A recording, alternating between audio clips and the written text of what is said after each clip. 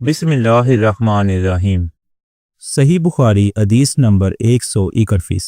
نبی کریم صلی اللہ علیہ وآلہ وسلم نے ایک مرتبہ فرمایا کہ درختوں میں سے ایک درخت ایسا ہے جس کے پتے کبھی نہیں جھڑتے اور اس کی مثال مسلمان جیسی ہے، مجھے بتلاؤ وہ کیا درخت ہے؟ تو لوگ جنگلی درختوں کی سوچ میں پڑ گئے اور عبداللہ بن عمر کے دل میں آیا کہ میں بتلا دوں کہ وہ کھجور کا پیڑ ہے۔ عبداللہ کہتے ہیں کہ پھر مجھے شرم آ گئی اور میں چپ ہی رہا۔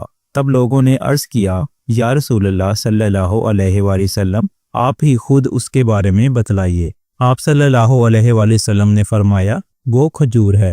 عبداللہ کہتے ہیں کہ میرے جی میں جو بات تھی وہ میں نے اپنے والد حضرت عمر رضی اللہ عنہ کو بتلائی۔ وہ کہنے لگے کہ اگر تو اس وقت کہہ دیتا تو میرے لیے ایسے قیمتی سرمایہ سے زیادہ محبوب ہوتا۔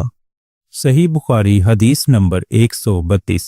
حضرت علی رضی اللہ تعالی عنہ سے روایت ہے کہ میں ایسا شخص تھا جسے جریان میزی کی شکایت تھی، تو میں نے اپنے شاگرد مقداد کو حکم دیا کہ وہ رسول اللہ صلی اللہ علیہ وآلہ وسلم سے دریافت کریں۔ تو انہوں نے آپ صلی اللہ علیہ وآلہ وسلم سے اس بارے میں پوچھا۔ آپ صلی اللہ علیہ وآلہ وسلم نے فرمایا کہ اس مرض میں غسل نہیں ہے، ہاں وضو فرض ہے۔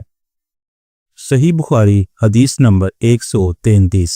ایک مرتبہ ایک آدمی نے مسجد میں کھڑے ہو کر عرض کیا، یا رسول اللہ صلی اللہ علیہ وآلہ وسلم، آپ ہمیں کس جگہ سے احرام باندھنے کا حکم دیتے ہیں؟ تو رسول اللہ صلی اللہ علیہ وآلہ وسلم نے فرمایا، مدینے والے ذوالحلیفہ سے احرام باندھیں، اور اہل شام جوفا سے، اور نجد والے قرن منازل سے۔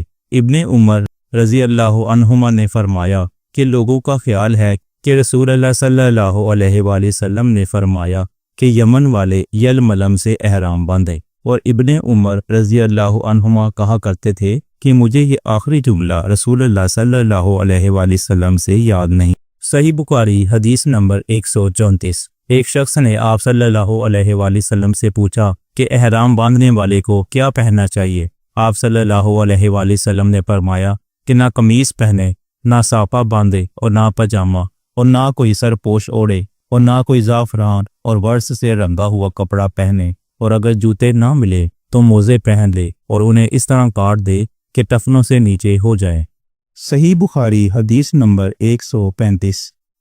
رسول اللہ صلی اللہ علیہ وآلہ وسلم نے فرمایا کہ جو شخص حدث کرے اس کی نماز قبول نہیں ہوتی جب تک کہ وہ دوبارہ وضو نہ کر لے۔ حضرت موت کے ایک شخص نے پوچھا کہ حدث ہونا کیا ہے؟